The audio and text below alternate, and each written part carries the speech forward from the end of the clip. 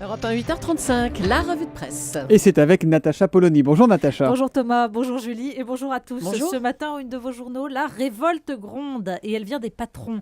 Le Figaro, l'instabilité fiscale exaspère les chefs d'entreprise. L'Opinion, ces patrons qui bousculent la politique. Bon, Libération dans un autre style, jamais assez pour les patrons. Mais la une qui fait parler d'elle ce matin, c'est celle du Nouvel Observateur. Le visage de Marine Le Pen sur un fond bleu horizon. Un nombre en transparence, 24%. Le sondage qui fait peur. Le Front National qui ne fait pas que grimper dans les sondages, il prend donc de plus en plus de place aussi dans les journaux.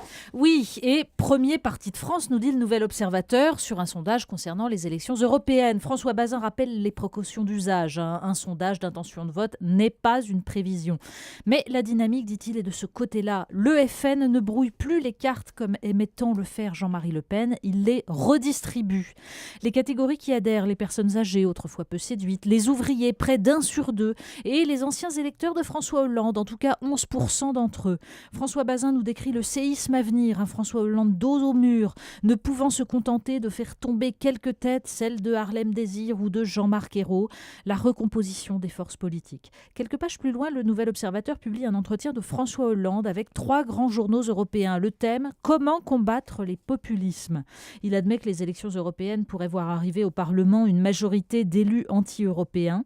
Aussi, dit-il, je plaide pour que le sens de ce scrutin soit compris. Il ne s'agit pas de se prononcer pour ou contre l'Europe, il s'agit de choisir entre 2 projets européens, l'austérité prolongée ou la croissance durable. 2 et pas plus. Le nom français au traité constitutionnel, c'est très loin. Et dit comme ça, en fait, un leader de droite pourrait prononcer rigoureusement la même phrase, parce que l'austérité, c'est toujours la faute de l'autre.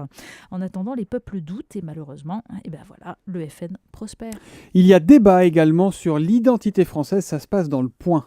Oui, Le Point, lui, consacre sa une au nouveau livre du philosophe Alain Finkielkraut, qui s'interroge sur l'identité malheureuse, cette identité française qui lui semblait une évidence, dit-il, mais à laquelle il se dit désormais renvoyé brutalement par ceux qui la contestent.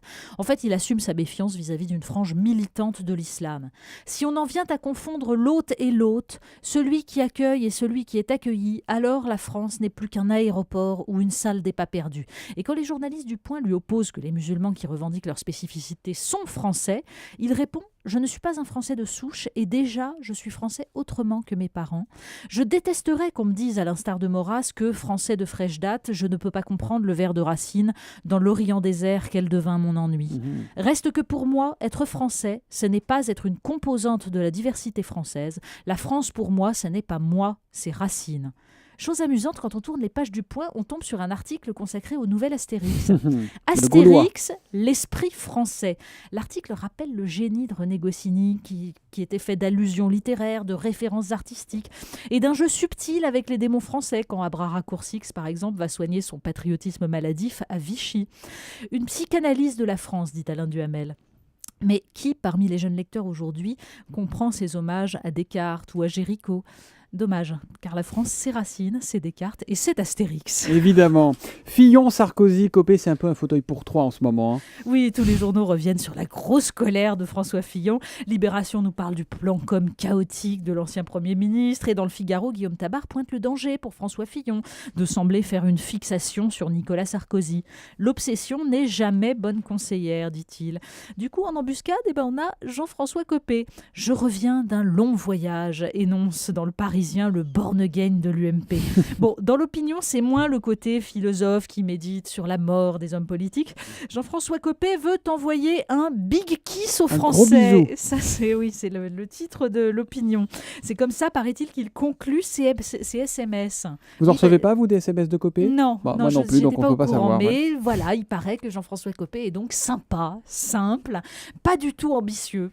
Comme François Fillon, comme Nicolas Sarkozy, tous désintéressés. Ça tombe bien, les Français non plus ne semblent pas intéressés. Ouais, je rappelle ce que nous disait Caroline Roux tout à l'heure à 7h25 sur Europe 1, c'est que les amis de François Fillon commencent à douter et pour certains même à s'écarter de l'ancien Premier ministre. Des recettes de crise dans Libération. Oui, Libération consacre un article à un sujet qui nous remonte un petit peu le moral parce que c'est amusant. À côté d'une page qui donne la recette d'une pâte à tartiner maison sans huile de palme, ça c'est très bien, je vous conseille. Bien donc sûr, c'est pas celui auquel on pense. Exactement. Eh bien, il y a un entrefilet sur le livre d'une cuisinière de 1871 qui livre ses recettes pour survivre à 130 jours de siège prussien. Ça s'appelle La cuisinière assiégée ou l'art de vivre en temps de siège par une femme de ménage. Soupe à l'ail, ragoût de riz, crème sans œufs. Bon, il y a aussi le chat rôti ou le cheval au gratin, mais notez que ça doit être bien meilleur qu'en lasagne. Ouais, c'est mieux en photo ou en papier qu'en cuisine, tout ça.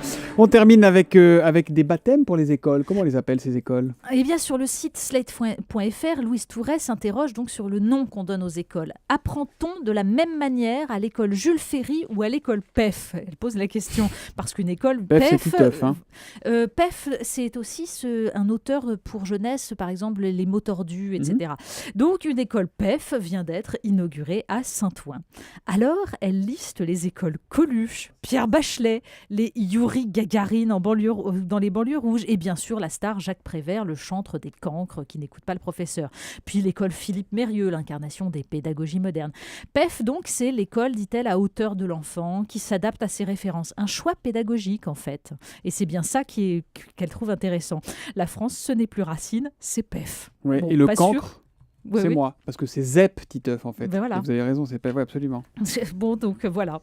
Ce n'est plus Racine, c'était PEF, et c'est pas sûr que ça rassure Alain Finkielkraut. Merci beaucoup, Natacha Polony. La revue de presse revient demain matin à 8h35 sur Europe 1.